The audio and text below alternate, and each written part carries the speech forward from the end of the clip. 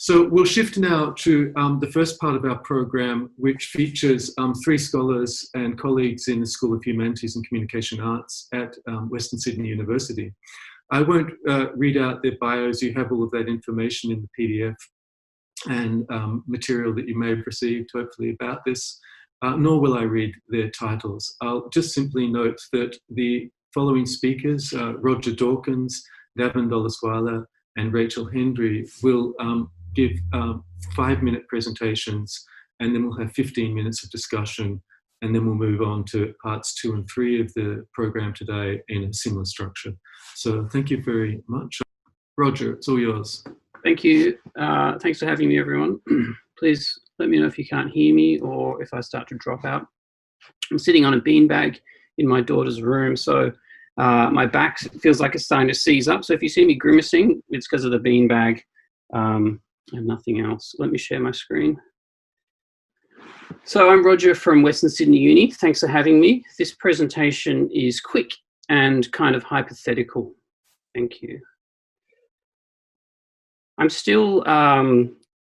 really interested and excited, still very interested and excited about the measurability of what we do online.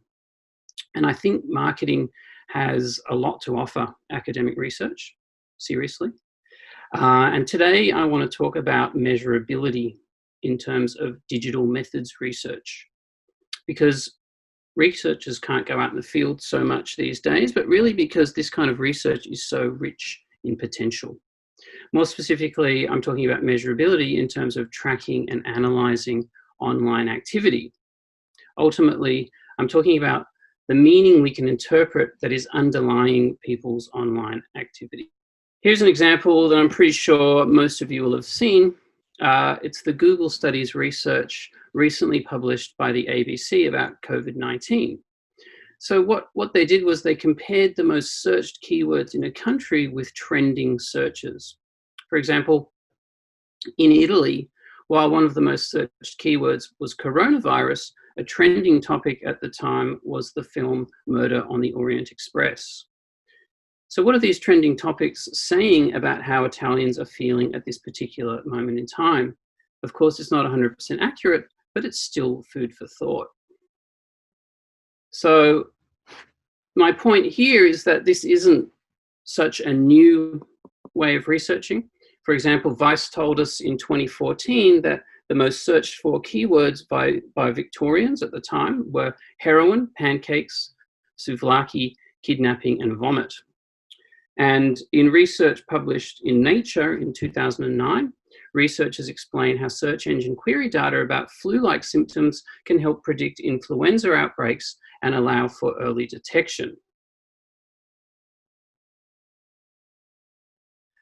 Richard Rogers in 2019 does similar research and explains how comparing the keyword rankings on the search engine results page of different countries can be used to help understand a country's hierarchies of concern. So if Google, and this is how we understand how Google works, if Google organizes its search results based on an algorithm that considers credibility and engagement, it's telling that a search in Finland for the keyword rights ranks content about children's rights higher than Latvia, for example.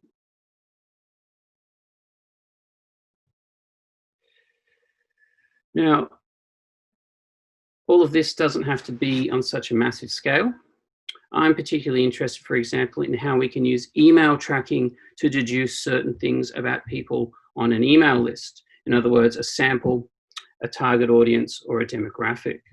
So consider, for example, an invitation to a survey emailed to a sample.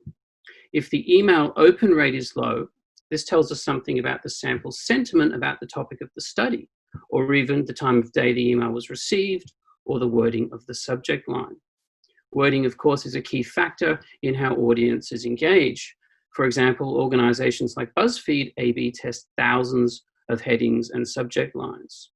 Similarly, if an email open rate is high, but the click-through rate to a survey, for example, is low, then this tells us something about the sample. Perhaps the topic resonates, but the incentive is not enough, or the survey is too long, or it's a busy time, or even the perceived value of the research is low. Analysing combinations of engagement with digital assets can tell us quite a bit about users without them telling us anything at all. Another example, again from a teaching context, consider an email to a student cohort alerting them to the readings on the learning management system. If the email open rate is high, the click-through rate to the learning management system is high, but there is also a high bounce rate on the learning management system, meaning students are leaving without exploring any other pages. This could tell us students are interested and motivated in the topic, but something else is stopping them from engaging. There could be too much reading, they might hate the format of the content, maybe they're hoping for an article from a certain author. There's lots to think about here.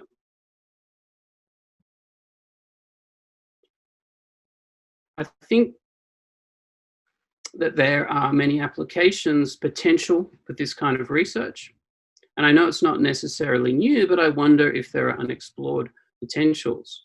For example, I know from my own research and even considering the discipline of learning analytics that not much is being done at universities in terms of analysing email engagement. Thank you, that's all from me. Super, thanks very much for that, Roger. Now, then we move on to Navin Doloswala. Thanks a lot, Navin. So creativity, creative collaborations and embodied practice in the era of COVID-19.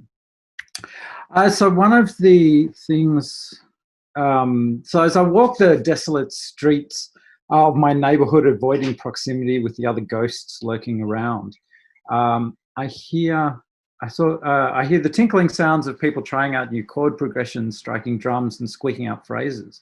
So I think we're witnessing a deep reaching into the creative depths of our souls, or that's what it seems like. Analog and digital sales of musical equipment are soaring as people find the time at home to experiment and learn. Searches for musical gear are up 50% over the last year, with some seeing in excess of 100% increases. People are buying lessons, acoustic guitars, synths, music production software. Perhaps those that are not buying are just blowing the dust off all the music tech we've accumulated over the years that sits ignored and forgotten on shelves or lurking in cupboards, an example of which is kind of on the screen. We seem to be in the midst of or on the brink of a creative renaissance. Pub choir, founded by two women in Brisbane, to teach regular people how to sing an arrangement of a popular song. They were in the midst of a US tour when they were forced to return home because of the COVID-19 pandemic. On the flight back, they transformed their vision after forfeiting ticket sales and cancelling shows and flights and accommodation to couch choir during the COVID-19 as a result of all of the pub closures. So there are new spaces for us to coalesce, be it following artists and record labels on Twitch TV, House Party, which seems to be, you know, a kind of Zoom clone, but they're having a big 3-day festival, to the Travis Head Party in Fortnite. New spaces are continually emerging, expanding, reforming and reconstituting as we experiment and explore the contours and affordances of these new spaces. I've been involved in some Zoom parties between London, France, Czech Republic, Finland, Melbourne, and Katoomba as a way of experimenting with the new kinds of spaces that we're opening up, that we see opening up. We see a confluence of technologies being used here, right? So Facebook for promotion, Zoom to host.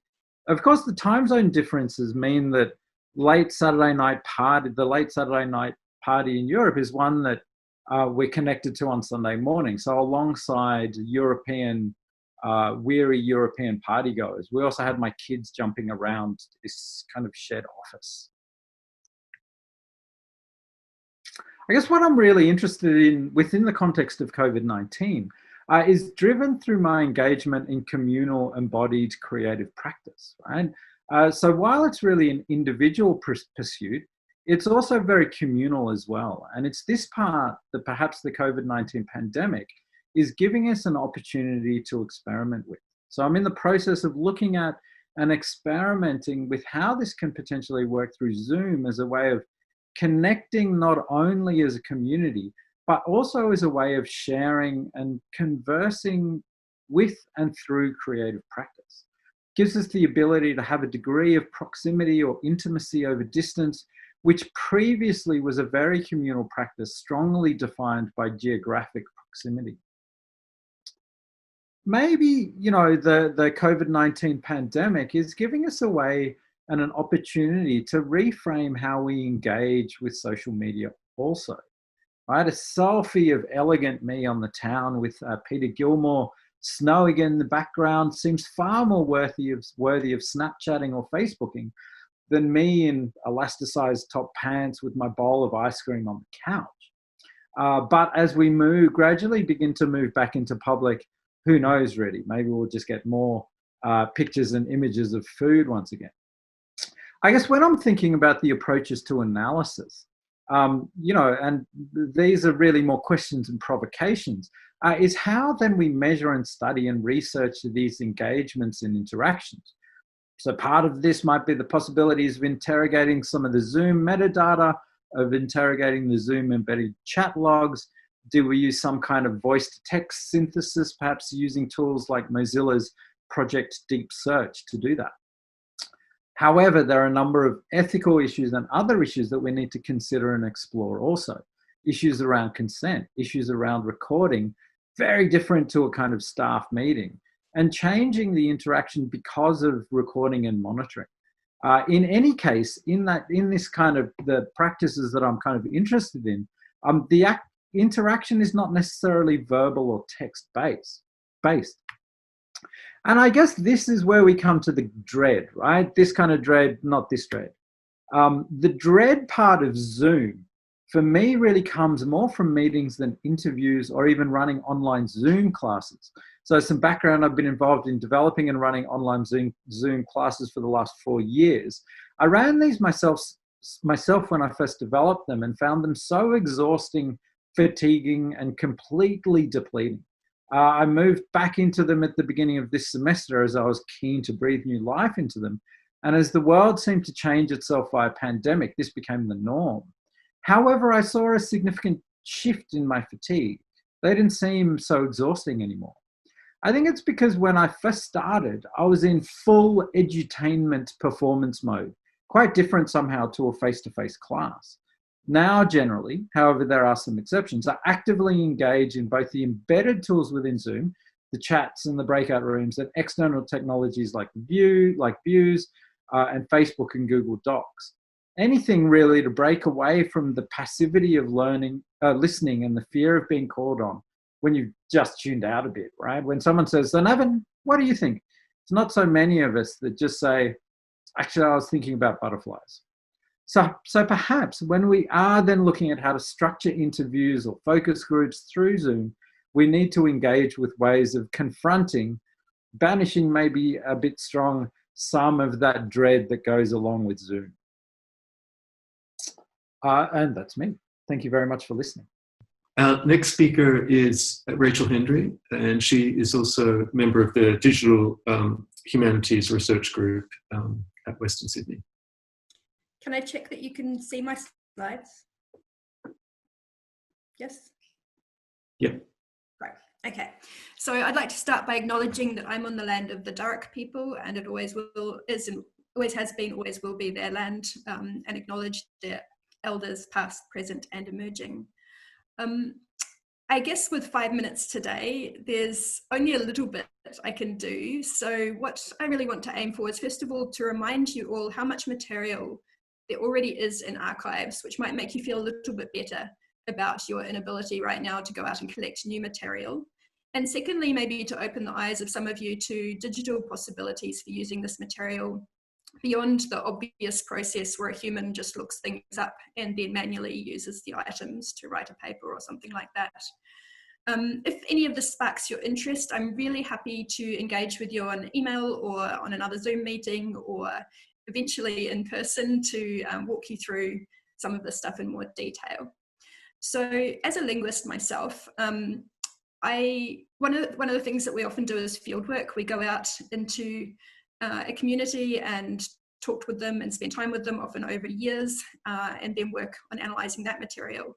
But when that's not possible, particularly for student projects that are shorter, we always point people to the archives, because right now, for instance, just in one linguistic archive, Paradisiac for the Pacific in Australia, there are 500 collections with more than 1,200 languages already documented, and most of the people who collected that material have not worked on, they haven't analysed this material to its fullest ability. So there's so many possibilities for linguists and archives, but not just linguists. So one of the archives that you may be familiar with is Trove, the National Library of Australia's archive. And what you may not realise is the wealth of diverse kinds of material that are in this archive. So for instance, there's more than 300,000 maps, there's more than 700,000 diaries and letters, there's 3 million government gazettes, there's music, there's digitised newspapers, there's pictures, photos, objects, and there's materials collected from the Australian internet. So if you're a humanities or communication arts researcher and you can't find material to work with from Trove, then I don't even know what you work on. So the obvious way that people engage with Trove is to go to the address I've put up here, the URL, type that in, and you get to this interface portal where you can type searches in, you can do an advanced search, and you get things back as a human readable artifact. However, I want to tell you a little bit about an alternative for engaging with archives. Instead of going to that URL, you can go to basically a URL for machines instead. And that looks very similar in some ways, but it returns information that's useful to a machine. The machine-based URL looks like, so very similar. This bit just says we're going to use the Trove API, the application programming interface. The next bit of it says the rest of this link is going to be a query of this interface. This bit says I'm going to query newspapers. This bit says I'm going to search for the search term Parramatta, and I just picked that. You can use any other search term. This next bit, please don't screenshot or show. This is my private key for accessing this. Anyone can sign up for their own key. If you're going to do this sort of search yourself, sign up for an account in Trove, and you can add your key there to identify yourself when you do your search. Then this bit says, please just show me results from January 1900. So that's like the anatomy of an API. And although it looks a bit scary, it looks kind of like programming. Hopefully you can see that all the parts of it actually make a lot of sense. And if you wanted to change it so it was 1901, you can probably see how to do that, right? Replace the zeros with ones. If you wanted to change it so it's searching for shoes instead of Parramatta, just replace the word Parramatta with shoes. And if you go ahead and put this into a browser, which I can only do just because that's being hidden by the Zoom interface. If you put that into a browser, you get back something that doesn't look very useful for humans, but in fact it's extremely useful for machines. So reading through this, this is the results of your search in a way that a machine can handle it, and that allows you to do all kinds of interesting things. So this is an example of a notebook that somebody has very kindly made available with some programming in it that uses an API query just like what I showed you.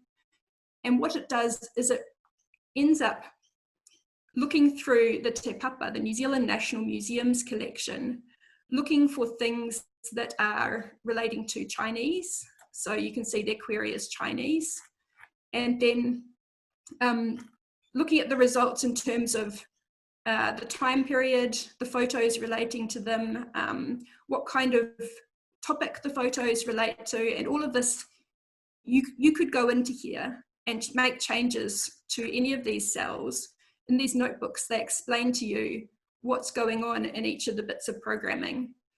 And if you went in here and changed the word Chinese to Japanese, you would get the same results for Japanese stuff in real time for the New Zealand National Museum. And it allows you to do all kinds of things that would not be possible or would take a very long time by hand. So this is an example of a notebook from a project I'm working on right now. And again, please don't screenshot this. This is relating to materials collected by early anthropologists in Australia. And what I did is I used that to map all the place names in this data. And then I used it to return photos from Trove relating to all of those places. So that just gives you a taste, I think, of some of the things that are possible. And there's more links in here that you can explore in your own time. But finally, I just wanted to conclude by noting that just because material is in an archive doesn't mean it's free of copyright or ethical issues. So particularly materials that have been collected from communities in the past, you don't know what sort of consent people necessarily gave to the use of that material. And even if they fully consented to it being in a museum or an archive, they could not possibly have imagined 100 years ago the possibilities of what we can do with it now on the internet. So the first step, if you want to use archival material, would be to consider the stakeholders and look into communicating with the descendants of historical people, or with people who are still alive today who have connections with the material, and checking with them whether they're okay with what you want to do with it. So please get in touch if you have more questions or things you'd love to talk about. Thanks a lot, Rachel. I would like to have some time for questions before we move to our next session. So please, if anyone has a question, don't hesitate and dive in. It's an open forum.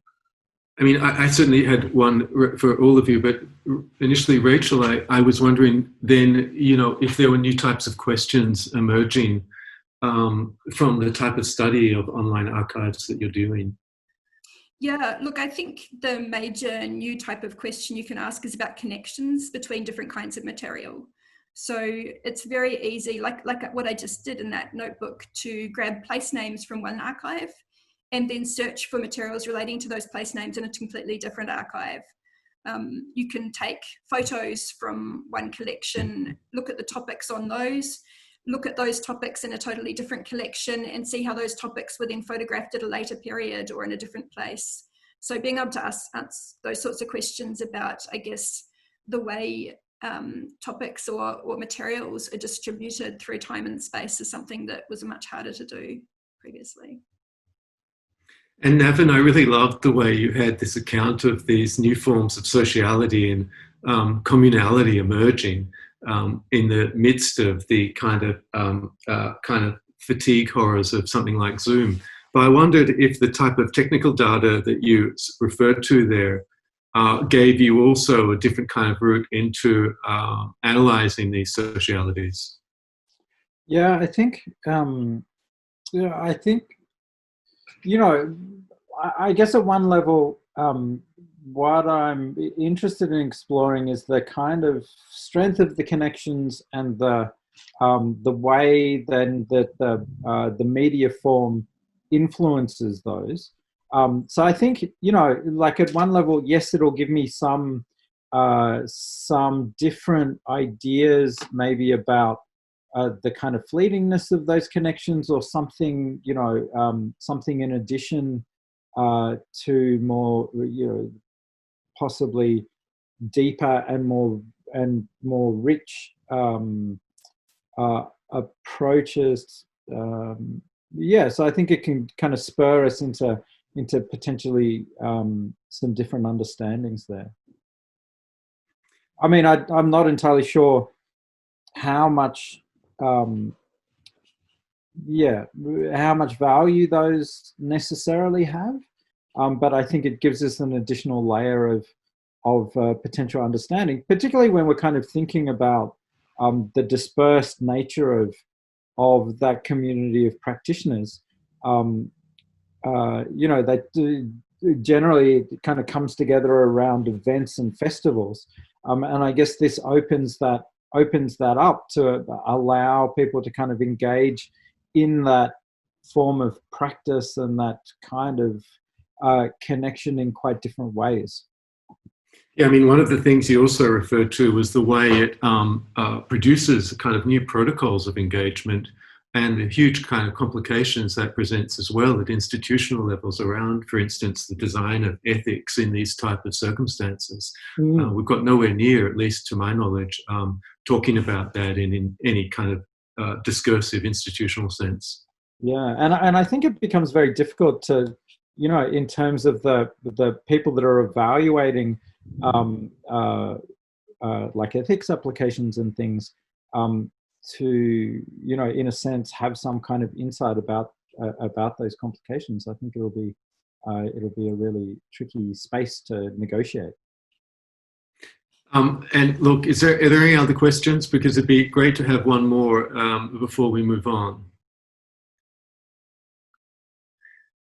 Well, while we're waiting, Roger, sort of the horror of pause in this situation, I was, kind of gravitating towards this, the kind of fallacy of correlation that comes out of the logic of search queries, where, you have your referent is the kind of whatever the database pulls up, but the assumption then that ties back perhaps to some external subjectivity or material referent of some kind or another, and the kind of then the correlation kind of failure that comes about from that. Where would you kind of see that as a problematic? Look, I think there is a big problem with that, but a lot of the kind of data, the engagement data that you can get from looking at student responses to emails or student interactions on learning management systems, any of that kind of data is problematic. But I think, it's an extra piece of information, and I think used in combination, is the best way forward. So combinations of metrics are going to paint a much clearer picture about somebody's engagement or somebody's sentiment than a single metric alone would be, the most important thing to be considering. But I think one of the biggest problems with a lot of these ideas that I'm very interested in snooping around people's responses to emails and use of digital assets is the technology in a lot of cases isn't available in higher education, and also the need for quite complicated dashboards to visualize a lot of this information and make sense out of it would be the two biggest problems in this kind of research, I think. Yeah, I also love the way you picked up on a media form like email, which, those of us from a certain era, namely, I guess us, grew up through that particular digital medium. And we hear again and again how much people hate it and how much it's just kind of not really part of their daily life communication. Well, that's not the case, certainly in universities. But it's nice to sort of see email is still holding some kind of relevance there for analysis. Yeah, look, the last thing I'd really quickly say is I think it's a massively undervalued communication tool, especially in higher education. And I don't think, there's a lot of potential, there's a lot of information, and there's a lot of things we can do with emails in higher education, communicating with students that we're just not doing. If you look at the way industry uses email, consider the applications at uni, this idea that let's just send them an email to get survey responses. It just doesn't really work. And there's data within those responses to those emails which can benefit research in other ways as well. And I think it's a massively under-considered area, despite the age of email as a communication tool. So lots of potential there, I think.